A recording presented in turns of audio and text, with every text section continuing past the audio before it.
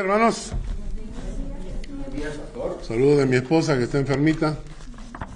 Cayó en cama. Varios han estado enfermos, ¿no? El día viernes estábamos yendo a cuidar a mi nieta. Y entonces Lucy me dice, vamos a llamar a Rosita a ver cómo está. Y Rosita la contagió por teléfono. Entonces está con tos, está con gripecita, se ha quedado en cama. Así que saludos de parte de ella. Abren su Biblia, Salmo 119.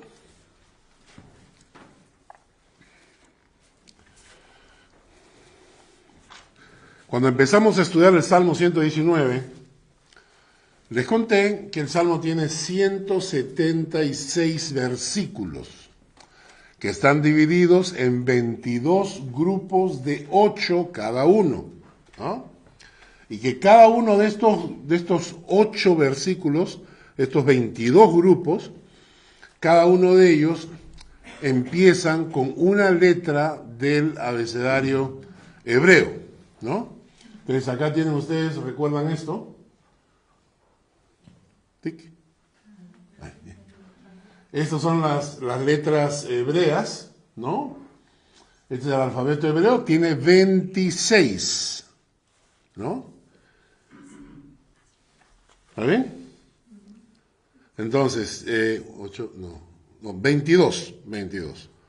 Son 22 letras, ¿no? 3, 6, 9, 10, 22. Ya está, perfecto. Y le dijimos que cada parte, a 8 versículos, todas las letras, la letra inicial de ese grupo de 8, toda la letra inicial empieza con la misma letra. Es decir, en versículo 1 al 8, ¿no? La letra Aleph, quiere decir que cada versículo empieza con la letra Aleph, ¿no? Se conoce como una, se le llama esto, se me fue el nombre. Cuando haces un poema, todo tiene un acróstico, eso es. Un acróstico. Ahora, sí, miren lo que hemos estudiado hasta el día de hoy. ¿Qué tal? Ya hemos estudiado, miren, el día de hoy nos toca la número 18. Hemos estudiado 18 porciones de 8 versículos cada uno. Hoy día nos va a tocar la letra Tzade, ¿no? Y nos quedan 4 más, quiere decir que en un mes terminamos el Salmo 119. ¿Ah? ¿Está bien? La pregunta que yo les hacía y les enseñaba era, ¿por qué razón? ¿Por qué razón el Salmo 119 se escribe de esta manera? Porque no fue escrito al azar, no fue escrito a la locada, ¿no? Sino que fue una composición realmente guiada por el Espíritu Santo, un poema escrito con mucho cuidado, con mucha dedicación, lleno del más profundo amor de Dios por su palabra. Quiero que entendamos eso, ¿eh? Hay muchas personas que creen que las cosas de Dios se hacen, en el Perú se dice al champú, es decir, a lo que venga, ¿no? Conozco pastores, conozco gente cristiana que funciona de esa manera, ¿no? Conozco una iglesia donde el pastor, literalmente, un miembro de su iglesia me dijo, nuestro pastor es maravilloso. Sí, le dije, sí. Sí, él se para en el púlpito, ora y abre la Biblia y nos habla. Y el Espíritu Santo lo guía, ¿no es cierto? Entonces yo dije, bueno, sería interesante saber si esa persona tiene conocimiento bíblico, si no prepara las cosas para el Señor, si no lo está haciendo simplemente a lo que venga, ¿no? Muchas personas lo hacen así. Hay gente que cuando dirige un culto, lo hace de esa manera, ¿no? Ya, lo que venga, ¿no? No, este salmo te muestra la delicadeza, la actitud, la concentración de alguien preparando y sirviendo al Señor con cuidado, con amor, con pasión, porque así se debe servir al Señor, ¿no? ¿De acuerdo? ¿Y por qué utilizar el alfabeto? ¿Cuál era el objetivo? ¿Recuerdan? Exactamente. El objetivo era ayudar en la memorización de la palabra de Dios. ¿Ok? Esto para recordarles nomás que ya estamos terminando el Salmo 119. Y ahora vamos a leer juntos Salmo 119, versículos 137 al 144. Salmo 119, versículos 137 al 144. ¿Ya? Y empieza diciendo: justo eres tú, oh Jehová. Rectos tus juicios. Tus testimonios que has recomendado son rectos y muy fieles. Mi celo me ha consumido porque mis enemigos se olvidaron de tus palabras. Sumamente pura es tu palabra y la ama tu siervo. Pequeño soy yo y desechado, mas no me he olvidado de tus mandamientos. Tu justicia es justicia eterna, y tu ley, la verdad. Aflicción y angustia se han apoderado de mí, mas tus mandamientos fueron mi delicia. Justicia eterna son tus testimonios. Dame entendimiento y viviré. Hay un pensamiento que siempre debemos tener en cuenta. Nunca olvides con quién estás tratando. Nunca olvides con quién estás tratando. Deuteronomio 32:4 dice: Él es la roca, cuya obra es perfecta, porque todos sus caminos son rectitud. Dios de verdad y sin ninguna iniquidad en él. Es justo y recto. Y yo pensaba en esto: nunca olvides con quién estás tratando. Hermanos, hay algo que es muy triste hoy en día, es que la gente cree que puede tratar a Dios con menosprecio y aún así se merecen el derecho de la vida eterna. ¿Eh? Mucha gente cree que puede menospreciar a Dios o tratar a Dios como si fuera un tontito, ¿no? Un tontito es una persona de la cual tú te quieres aprovechar. Un tontito es alguien que tú dices, no, como él es tontito, no se va a dar cuenta. Y entonces, como no se da cuenta, aprovecho, ¿no? Estaba viendo un video de un señor, estaba en la entrada de una oficina, de una empresa, y en la empresa había solicitado personal para el área de gerencia, un buen puesto, ¿no?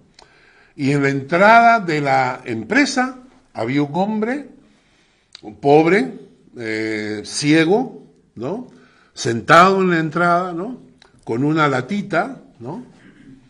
Y entonces, debajo de la latita, habían billetes, habían como 2 billetes de $200, ¿no? Y entonces, la gente pasaba por ahí, ¿no? Los que iban a entrar a presentarse para la gerencia, entraban por ahí, y de repente veían los 2 billetes de $200. Entonces, sacaban unas monedas, ponían las monedas en la lata para que suenen y al mismo tiempo sacaban los $200 y se los guardaban en el bolsillo y entraban y se iban a sección de personal para presentarse en como para el puesto de gerente, ¿no? Al rato vino otra persona, ¿no? Y nuevamente habían debajo de la lata había unos billetitos y hizo exactamente lo mismo. Sacó unos billetitos, unas moneditas, las puso en la lata y aprovechó para robarse los billetes, ¿no? Por último, pasa un tercero, ¿no? Pasa un tercero y ve la lata y ve los billetes y le dice al ciego, le dice, amigo, alguien ha puesto debajo de tu lata, ha puesto unos billetes y hay gente que te los va a querer robar. Y entonces se agacha, saca los billetes, los dobla y le dice, guárdalo en tu bolsillo, porque entonces es más difícil que te lo roben, ¿no? Y el hombre ciego le dice, gracias por su honradez, ¿no? Muy bien. Entran ahí, entonces están los tres sentados para presentarse al acto de gerencia y sale un muchacho y le dice, bueno, en este momento el gerente general los va a entrevistar, ¿no? Y entonces pasan los tres, ¿y quién es el gerente general? El cieguito, ¿no es cierto? Y entonces, cuando lo vieron, todos se asombraron, ¿no? Y entonces uno de ellos agarra y dice, pero ¿por qué hace eso? Le dice, ¿qué hice qué? Yo no hice nada, yo estaba sentado en la puerta de mi empresa. No, pero es que nos ha engañado. ¿En qué los he engañado yo? ¿Qué he hecho yo para engañarles, ¿no? Ustedes han robado, ¿no? Y entonces la enseñanza era, uno inclusive dice lo siguiente, cuando están saliendo ya avergonzados los dos ladrones, uno le dice al otro, si hubiese sabido quién era, no me hubiera agarrado los billetes, ¿no? Le dijeron, sí, verdad, ¿no? Nos pusieron una trampa. O sea, miren el concepto de la gente, ¿eh? Nos pusieron una trampa. Porque si hubiéramos sabido, claro, si hubieran sabido no se lo habrían robado porque sabrían de quién estaban, contra quién estaban robando. Y a veces en la vida cristiana, hermanos, nos estamos engañando a nosotros mismos. Nos olvidamos con quién estamos tratando. Y un día vamos a entrar a la oficina del gerente general y lo vamos a ver cara a cara. Y entonces nos va a decir, ¿no sabías que yo era justo, por ejemplo? Los que han estado llevando el curso de doctrinas, hemos hecho toda la lista de los atributos que Dios tiene. Los atributos comunicables, que son aquellos que Él transmite a sus criaturas, y de los atributos incomunicables, que son atributos propios solamente de Él. Por ejemplo, atributo incomunicable, su todo conocimiento, ¿no? Él es omnisciente, nosotros no. Él es omnipotente, nosotros no, ¿no? Él puede estar en todo lugar, nosotros no. Él es creador, nosotros no. Nosotros podemos crear una pintura, pero no es lo mismo crear una pintura que crear un árbol de la nada. Esos son los atributos incomunicables, lo que Dios no comunica con su creación. Pero luego tiene los atributos comunicables, que son atributos de Dios, que Dios transmite a sus hijos. Y por eso sus hijos saben que son sus hijos. Porque de tal palo, tal astilla, ¿no es cierto? Hoy día estábamos hablando con mi esposa de un caso de una persona, un cantante que llegó a Lima, y que dejó un hijo, se fue y dejó una mujer embarazada, luego salió a la luz que era su hijo, se comprobó que era su hijo, y entonces, pero ella me decía, pero tú le ves los ojos y lo ves igualito, tiene la misma mirada, ¿no? Y el comportamiento. Entonces la Biblia dice que tal palo, tal astilla, ¿no es cierto? Entonces, este pasaje que estamos leyendo en Salmos nos empieza afirmando uno de todos esos atributos comunicables. Si no los han estudiado, están en el internet, búsquenlo, ahí están en el internet, los atributos comunicables de Dios. Pero este pasaje nos menciona uno. Empieza diciendo en el versículo 137, ¿qué dice? Dios es justo. Dios es justo. Para los que toman nota, van apuntando o tomen una foto a la pantalla, porque vamos a ver 8 versículos para tratar de entender qué es la justicia de Dios. ¿Ya? Para tratar de entender por qué la Biblia dice que Dios es justo. Y vamos a empezar con Hechos de los Apóstoles, capítulo 10, versículos 34 al 35. Entendiendo que estamos respondiendo a esta pregunta, ¿por qué Dios es justo? ¿A qué se refiere con que Dios es justo? Hechos, capítulo 10, versículos 34 al 35. Dice, entonces Pedro, abriendo la boca, dijo, en verdad comprendo que Dios no hace acepción de personas, sino que en toda nación se agrada del que le teme y hace justicia. ¿Por qué se dice que Dios es justo? Porque Dios no hace acepción de personas. La única cosa que le importa a Dios, dice el texto, que Dios en toda nación se agrada ¿de quién? Del que le teme y hace justicia. ¿Ya? Nosotros en este mundo estamos acostumbrados a hacer acepción de personas. Y es absurdo y es ridículo. Es ridículo. Lo he dicho varias veces acá, ¿no? Si ustedes ven en Latinoamérica, resulta que el argentino no se lleva con el chileno no se lleva con el peruano no se lleva con el ecuatoriano con el colombiano con el venezolano, y así vamos, arrasando, ¿no? Es que siempre tienes que ver algo con tu vecino no es lo correcto, nosotros somos lo correcto. Ese nacionalismo tonto que llevamos todos en el corazón, simplemente porque circunstancialmente nos tocó nacer ahí, ¿no? Porque si hubiéramos nacido en otro país, entonces el otro país sería lo importante, ¿no? Y somos hinchas nosotros de nuestro, y luchamos ahí y en la campeonato mundial, ¿verdad? Y entonces y gritamos por Perú, ¿no sé? ¿Y qué hizo el Perú? O sea, ese nacionalismo que llevamos. Hermanos, voy a decir algo que es muy serio, muy fuerte, y es que todo tipo de racismo, sea por nacionalidad, sea por color de la piel, sea por cualquier otro motivo, es una minusvalía mental a la luz de la Biblia. Es una minusvalía mental. ¿Por qué? Porque a la luz de la Biblia, todos los hombres somos iguales. Todos tenemos la sangre del mismo color. Y si en algún momento tú ves en ti alguno de estos rasgos, tienes que detenerte y orar a Dios.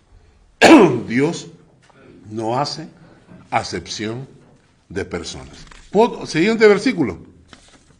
Zacarías capítulo 7, versículos 8 al 10. Dios es justo. Zacarías capítulo 7, versículos 8 al 10. ¿Ya lo tienen? Los que tienen teléfono ya lo encontraron, los que tienen Biblia se están demorando. Hace 600 años que no leen Zacarías, entonces Zacarías capítulo 7, versículos 8 al 10. Y vino palabra de Jehová a Zacarías, diciendo, así habló Jehová de los ejércitos, diciendo, juzgad conforme a la verdad, y haced misericordia y piedad, cada cual con su hermano. No oprimáis a la viuda, al huérfano, al extranjero, ni al pobre. Ni ninguno piense mal en su corazón contra su hermano. Por esto Dios es justo.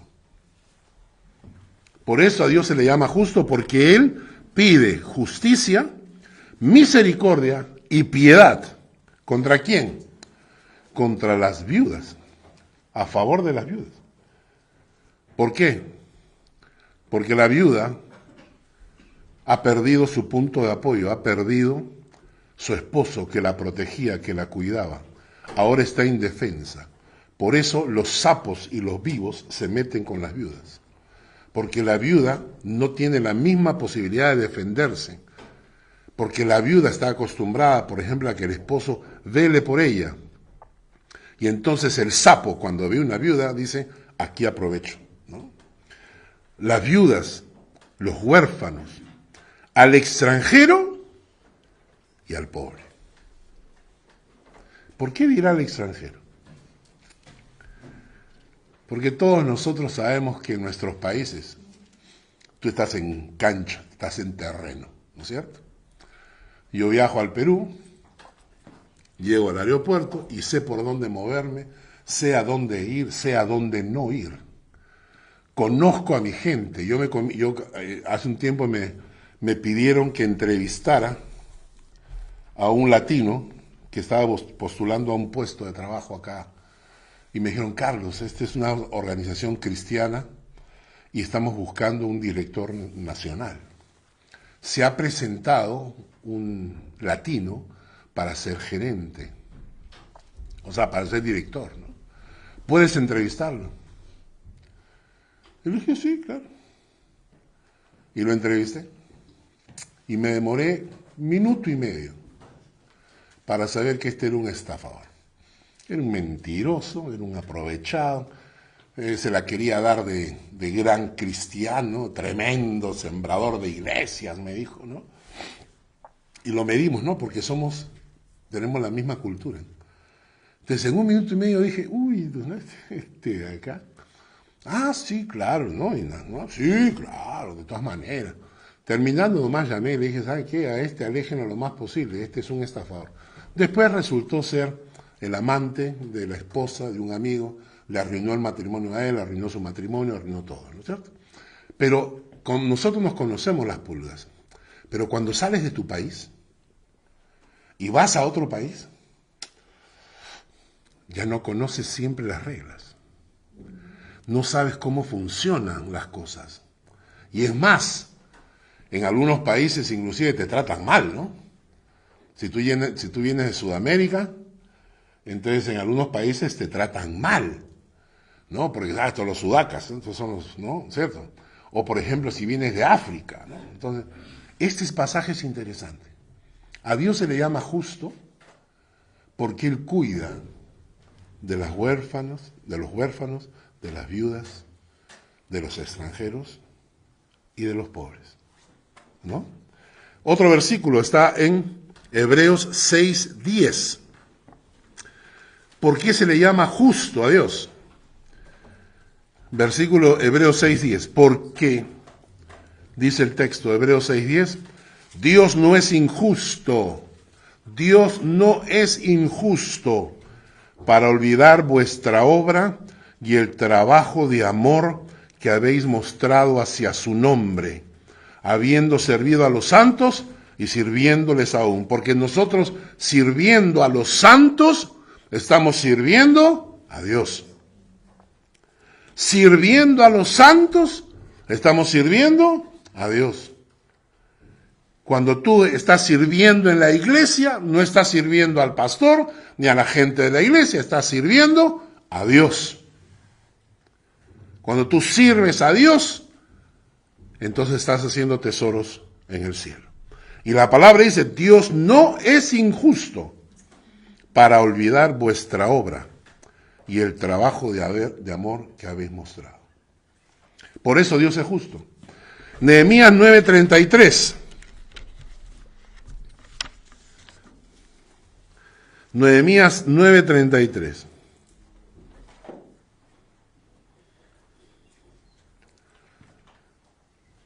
Dice, pero tú eres justo en todo lo que ha venido sobre nosotros.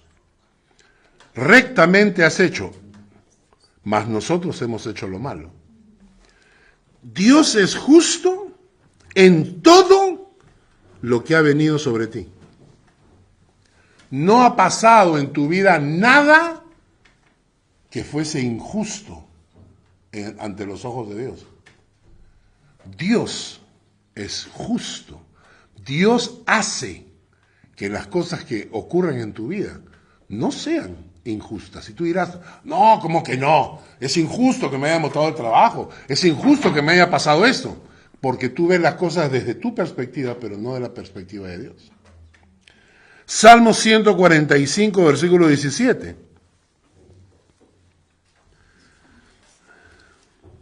Salmo 145, versículo 17.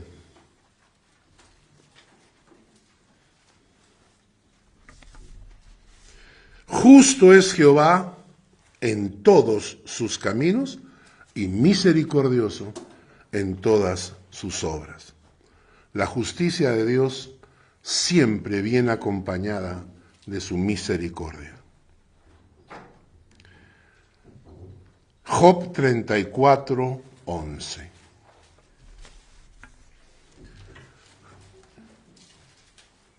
A veces nosotros vemos que las cosas a nuestro alrededor nos parecen injustas, o que las cosas, hay gente que hace cosas que no son correctas, ¿no? Y nos molesta y nos arde que haya gente que haga cosas así. En el Job 34:11 dice, Él pagará al hombre según su obra y le retribuirá conforme a su camino. A veces pasamos por situaciones que son incómodas, que nos parecen absolutamente injustas. Y nuestra pregunta es, Señor, ¿por qué? ¿Por qué? ¿No? El otro día me pasó algo, ¿no? Entonces yo le decía, pero Señor, ¿pero por qué? ¿Por qué pasa esto? ¿Y por qué hay gente que quiere hacer daño? ¿Por qué hay gente que quiere estafar? ¿Por qué hay gente que te quiere engañar? ¿Por qué hay gente que te quiere robar? Y a veces lo logran. Pero uno recuerda, dice, que Dios va a pagar al hombre según su obra. Y le retribuirá conforme a su camino. Y por eso el último versículo es importante, que vamos a leer. Segunda de Tesalonicenses, capítulo 1, versículos 5 al 9. Segunda de Tesalonicenses, capítulo 1, versículos 5 al 9.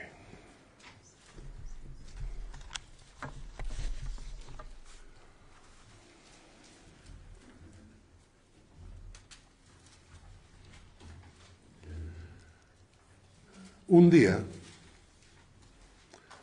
todos,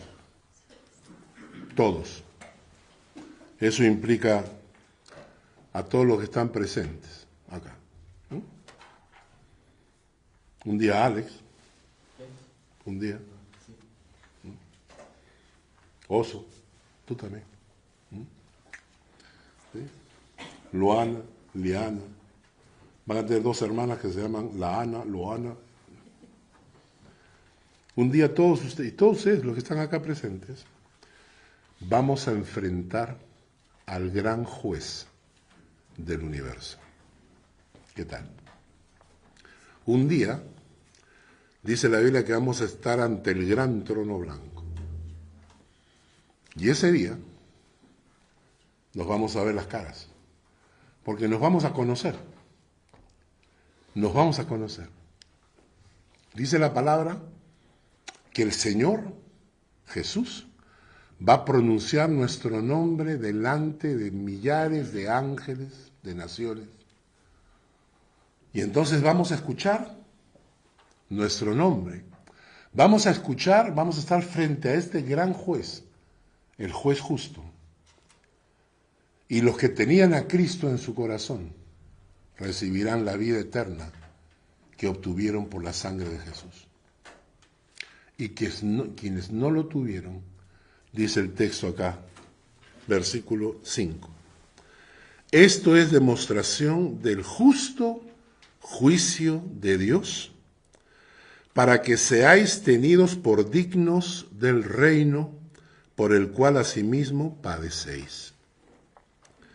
Porque es justo delante de Dios pagar con tribulación a los que os atribulan Y a vosotros que sois atribulados, daros reposo con nosotros, cuando se manifieste el Señor Jesús desde el cielo con los ángeles de su poder, en llama de fuego, para dar retribución a los que, tomen nota, para dar retribución a los que no conocieron a Dios, ni obedecen al Evangelio de nuestro Señor Jesucristo, los cuales sufrirán pena de eterna perdición, excluidos de la presencia del Señor y de la gloria de su poder.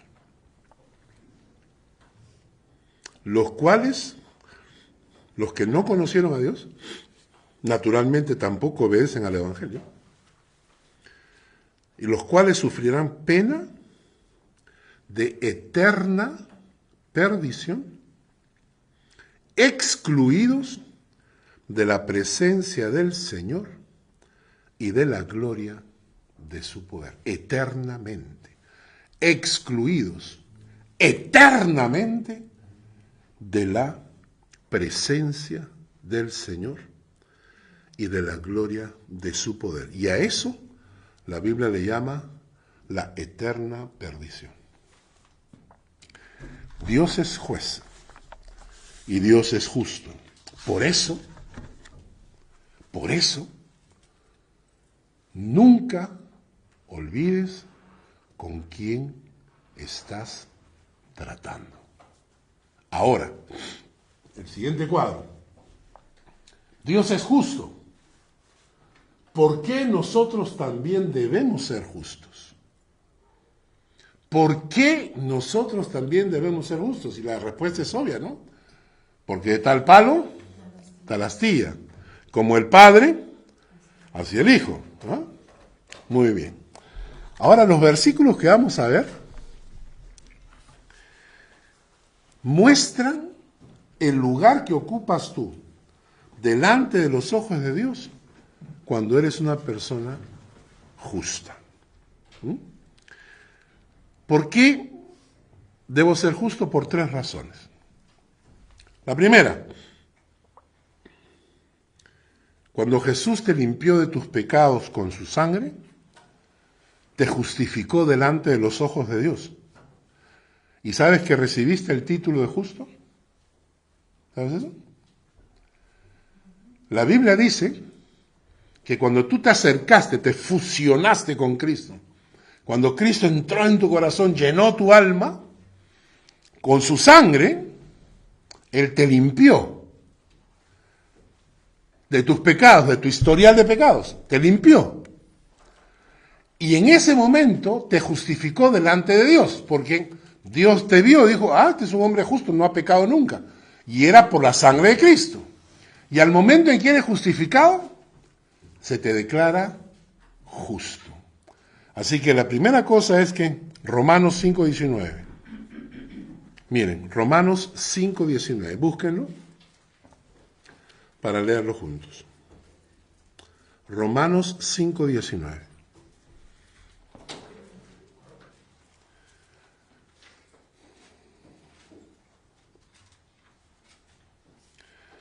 Porque así como la desobediencia de un hombre, por la desobediencia de un hombre, los muchos fueron constituidos pecadores, así por la obediencia de uno, Jesucristo, los muchos serán constituidos, ¿qué? Entonces, por Cristo eres declarado justo. Cuando la Biblia habla de los justos, está hablando de los hijos de Dios, los justos, ¿no? Segundo de Pedro 1:4. ¿Por qué nosotros también debemos ser justos? Una, porque Cristo nos declaró justos por la justificación, pero 2, porque tu alma está siendo invadida por la naturaleza divina. 2 de Pedro 1:4. Por medio de las cuales nos ha dado preciosas y grandísimas promesas, para que por ellas llegases a ser participantes de la naturaleza divina, habiendo huido de la corrupción que hay en el mundo a causa de la concupiscencia. Entonces, la segunda razón es porque si tú realmente eres nacido de nuevo, tú estás siendo invadido por la naturaleza divina. Dice la palabra, eres participante de la naturaleza divina.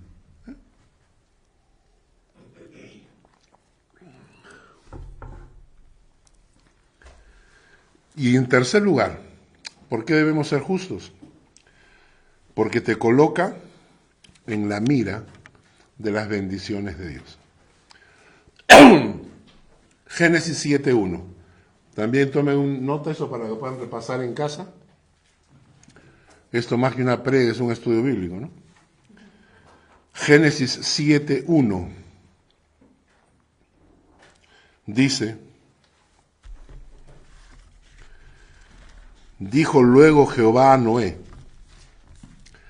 entra tú y toda tu casa en el arca, porque a ti he visto justo delante de mí en esta generación. Dios protegió a Noé y a toda su familia porque Dios lo vio justo. ¿Quieres que Dios proteja a tu familia? ¿Quieres que en los momentos difíciles, en época de pandemia, en época de crisis en un país, Dios proteja a tu familia? No solamente a ti, que Dios proteja a tu familia, que Dios vea y que dice, encontré a Noé justo, y por eso lo voy a proteger. Y entonces Dios le dijo, entra tú y toda tu casa en el arca, porque a ti, a Noé, lo vio justo. No vio a sus hijos, no lo vio a la esposa, vio a Noé. Y por estar Noé ahí, Dios lo cubre con su familia. En Job, capítulo 36, versículos 5 y 7. Job 36, versículos 5 al 7.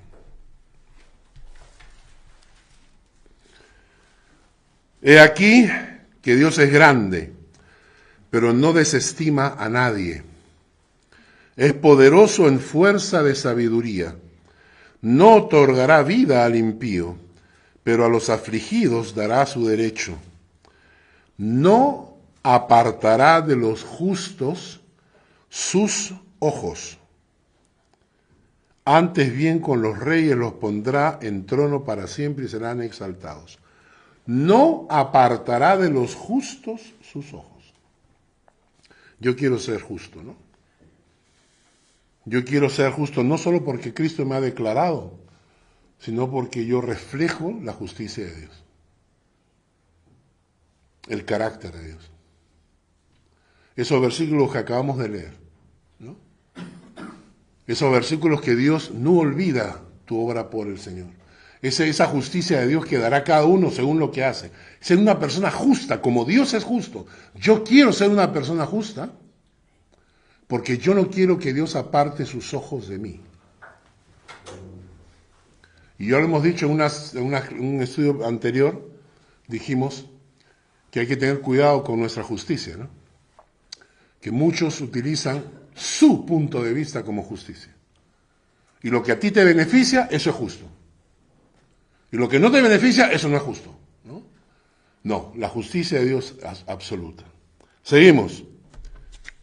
Salmos 5:12. Salmos 5:12.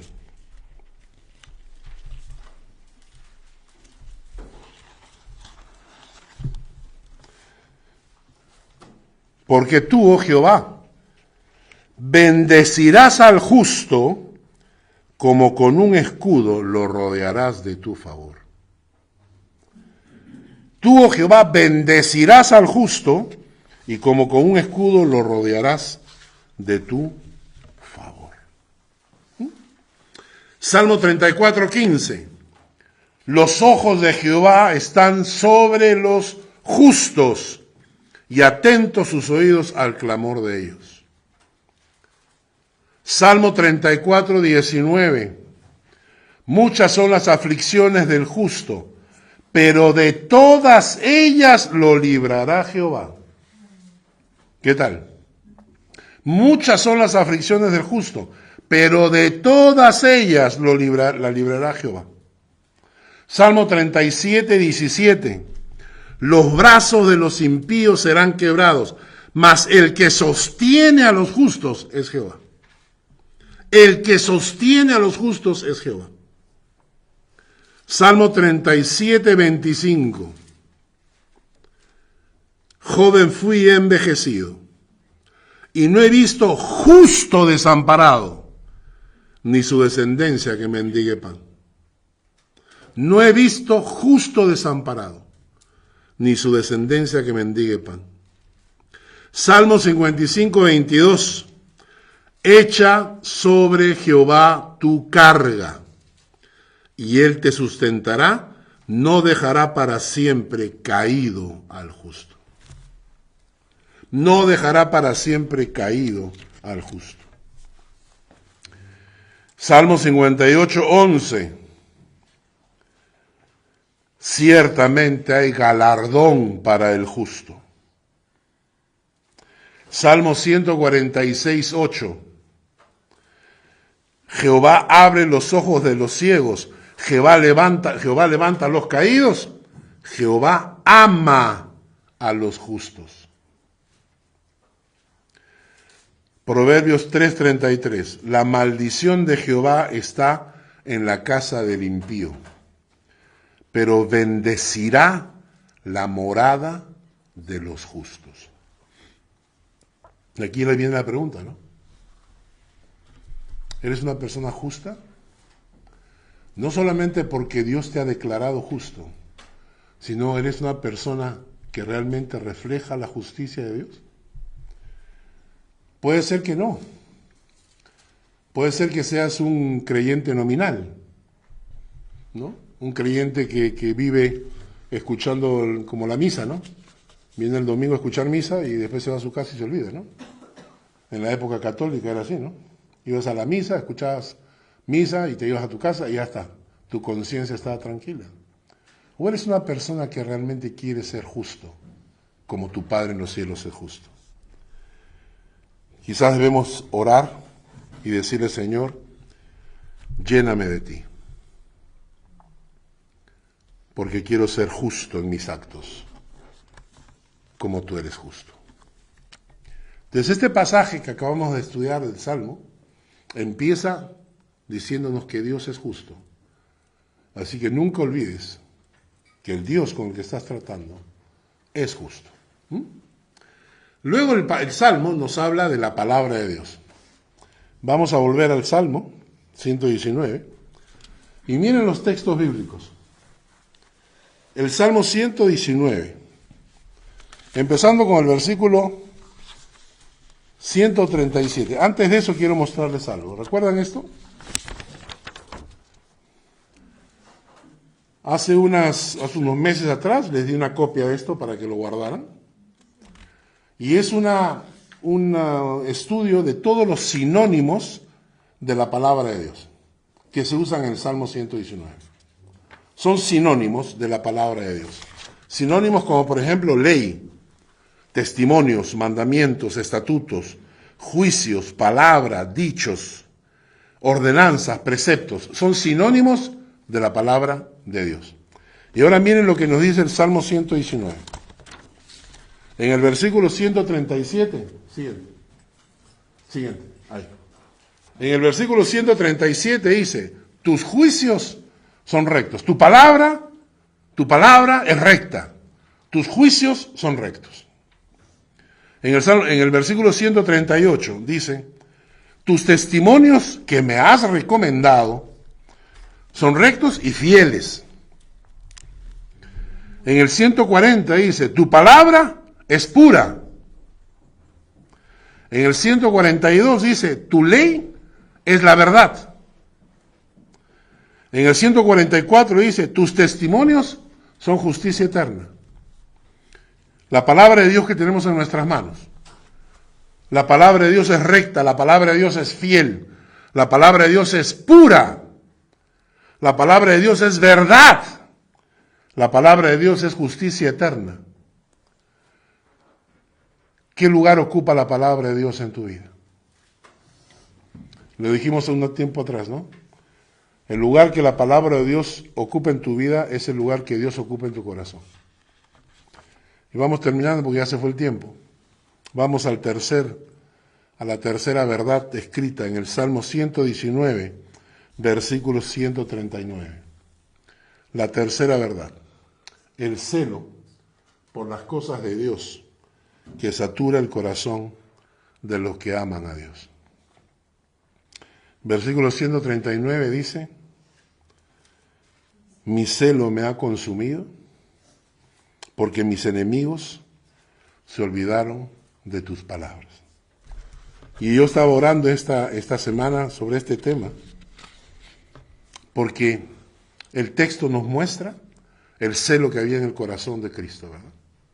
Dice el texto en Juan 2, versículos 13 en adelante, dice: estaba cerca la Pascua de los judíos, subió Jesús a Jerusalén, halló en el templo a los que vendían bueyes, ovejas y palomas, a los cambistas ahí sentados, y haciendo un azote de cuerdas, echó fuera del templo a todos, y las ovejas y los bueyes, y esparció las monedas de los cambistas, y volcó las mesas.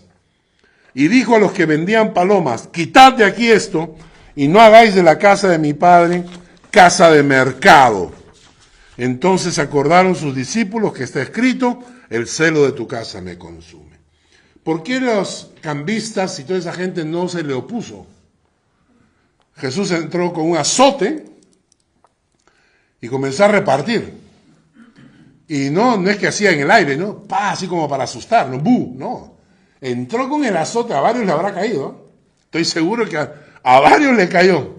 Y tumbó las mesas y tumbó todo, ¿no? ¿Y por qué la gente no se le enfrentó? ¿Por qué no lo detuvieron? Yo creo por dos razones. Creo por la autoridad de su palabra a la hora de hablar, porque él venía con la autoridad divina. Y segunda, porque era carpintero. Y carpintero, cargando madera en esa época que no habían herramientas eléctricas, o sea, Jesús tiene que haber tenido un cuerpazo. De hecho, cuando lo pintan ahí todo así, todo flaquito, todo menudito, eso no era. Jesús había sido carpintero con su padre toda la vida, hasta los 33 años. O sea que Jesús tenía unos musculazos así, ¿no? Más o menos parecidos, pero... Entonces, y Jesús entra con un látigo, ¿no? Ustedes se imaginan lo que significa eso, ¿no? Yo lo he vivido eso, ¿no? O sea, como yo soy grande, si yo, por ejemplo, estábamos en un bus con un amigo, un moreno, ¿no? También así que era como de 1,95 m él, ¿no? Llegó al grupo de jóvenes, se entregó al Señor, ¿no? Y levantaba pesas para el ejército peruano. Y entonces nos hicimos amigos, ¿no? Cuando llegó al grupo de jóvenes, nadie se le quería acercar, todo el mundo le tenía miedo al negro, pues. Y entonces me dijeron: Carlos, tú, pues acércate, tú, ¿no? O sea, como diciendo, tú eres el único grande, ¿no? En ese tiempo yo no era tan musculoso, ¿no? En ese estaba más cuerpito, entonces, y me le acerco, pues, ¿no? Y nosotros de cariño le decimos negro, no es como un insulto, es cariño, ¿no?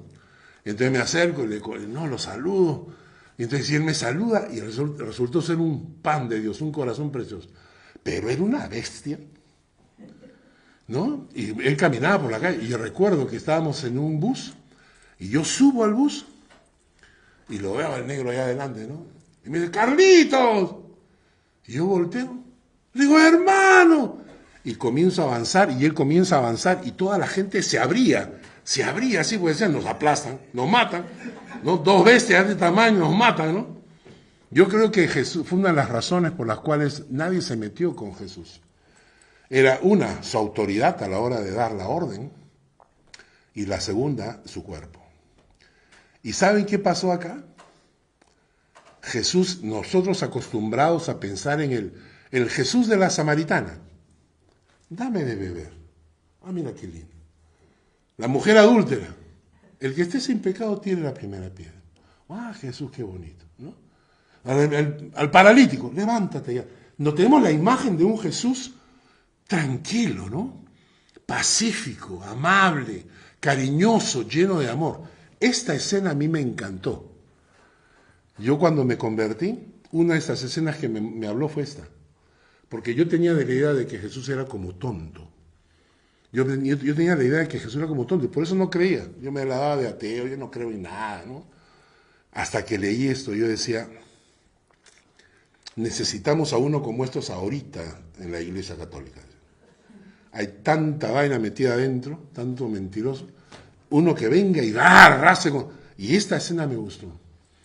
Pero Jesús lo que está haciendo acá es que ese Jesús pacífico, tranquilo, amoroso, fue controlado por el celo de Dios. El celo que a muchos de nosotros nos falta. Porque estamos viviendo en una sociedad que nos ha puesto de rodillas. Una sociedad pagana, mundana, camino directamente al infierno, exaltando el pecado, exaltando el homicidio de niños que no han nacido. O sea, una sociedad donde la maldad es exaltada como bondad. Esa sociedad nos ha puesto de rodillas a nosotros. Y entonces el cristiano está yendo con su Biblia, pero que no lo vean. Cuidado con lo que escribes, porque se te van a venir encima. Entonces ha hecho que los cristianos de ahora estemos arrodillados, llenos de miedo, frente a una sociedad inmunda que ofende e insulta a Dios como le da la gana. En este pasaje Jesús es gobernado por el celo del Señor. Y entonces el celo del Señor entra y ve que habían convertido la casa del Señor en un mercado. Y Jesús, el pacífico Jesús, el amable Jesús, el bondadoso Jesús, no tiene otra cosa que hacer que agarrar, arma un látigo y entra y comienza a latigar a todo el mundo. Y todo el mundo comienza a huir, escapados, llenos de miedo.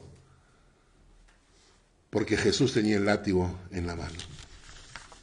Este pasaje del Salmo 119 me hizo pensar en esto. Me hizo pensar hasta qué punto el celo de Dios satura mi corazón. Y estoy dispuesto a enfrentarme. Y estoy dispuesto a enfrentar cuando veo la maldad y decirlo. ¿Hasta qué punto estoy preparado para defender las cosas de mi Padre?